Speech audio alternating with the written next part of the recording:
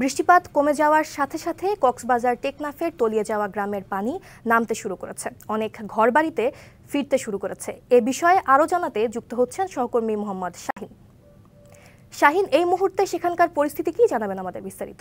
সুস্মিতা, আপনি যেমনটি বলেছেন আমি আপনাকে জানিয়ে রাখি, গত 3 দিন টানা বৃষ্টির কারণে টেকনাফ সীমান্ত উপজেলার মধ্যে 6টি ইউনিয়ন, একটি পৌরসভার মধ্যে আপনার 50টির উপর গ্রাম পানিতে তলিয়ে গিয়েছেন। এবং উপজেলা প্রশাসনের পক্ষ থেকে যে সমস্ত ঝুঁকিপূর্ণ আপনার পাহাড় রয়েছে, সে ঝুঁকিপূর্ণ বসবাসকারীদের আশ্রয় কেন্দ্রে সরিয়ে নেওয়া হয়েছে। এবং গতকাল থেকে বৃষ্টিপাত একটু কমে যাওয়ায় আপনার আশ্রয় কেন্দ্রে যেগুলা আশ্রয় নিয়েছে সাধারণ মানুষ, তারা আবার নিজ নিজ স্থানে ফিরতে শুরু করেছে। আমি আপনাকে একটা বিষয় জানিয়ে রাখি, গতকাল আমি স্থানীয় চেয়ারম্যানদের সাথে কথা বলেছি।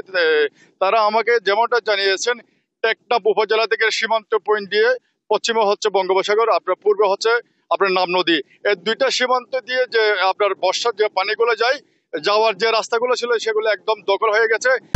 কালার এক্সপার্ট, জর্জ স্যাপ এবং মাইল্ড অন হ্যান্ডস টেকনোলজি সমৃদ্ধ অরিক্স ক্রিস্টাল ওয়াশ আপনার এবং তারা সরকারকে এবং উপজেলা প্রশাসনকে তারা একটা দাবি জানিয়েছেন, অতি দ্রুত তাদের কোনো ত্রাণের প্রয়োজনে অতি দ্রুত যাতে যে সমস্ত এলাকা দিয়ে আপনার বেড়িবাঁধ দিয়ে পানিগুলো যেত, সে সমস্ত এলাকাগুলো খনন করে এবং যে সমস্ত আপনার খালগুলো দখল করেছে প্রভাবশালীরা, খালগুলা উচ্ছেদ করে অতি সহজে যে স্থানীয়রা এখন দুর্ভোগে আছেন, অনেকে বাড়িঘরে আপনার চুলায় আগুন দিতে পারে নাই, বাড়িঘরে অনেকে মানে খাওয়া পর্যন্ত করতে পারে নাই।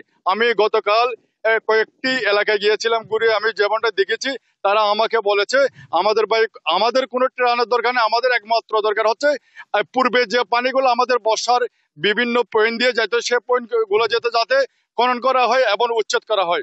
সুস্মিতা। শাহিন, ধন্যবাদ আপনাকে।